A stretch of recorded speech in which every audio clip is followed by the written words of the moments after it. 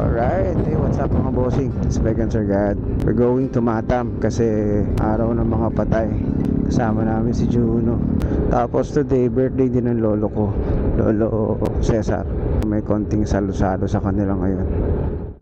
Bumili lang kami ng bulaklak, tapos tinapay, bago kami dumiretso ng Matam. Si Juno, nalipat ko sa gitna namin dahil medyo mainit.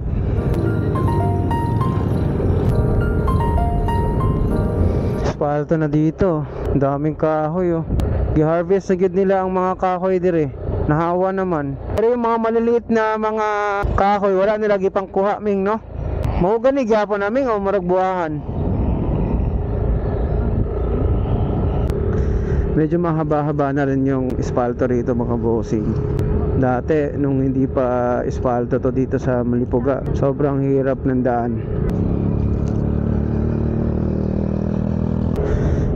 Siguro mga 1 kilometers o 2 kilometers din yung haba ng inispalto nilang kalsada. Hindi ko lang sure, pero mahaba-haba na rin. Sa unahan dito, rough road ulit.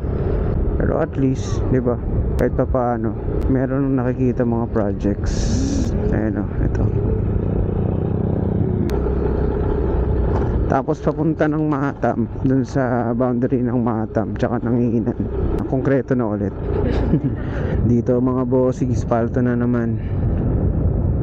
Papunta na yan dun sa amin sa Matam. Kasi start dito Matam na eh.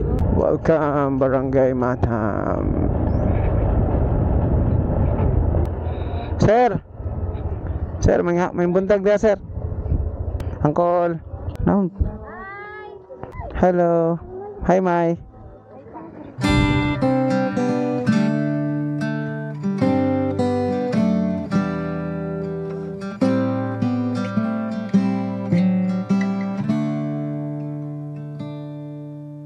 Don't know what's wrong. Something isn't right.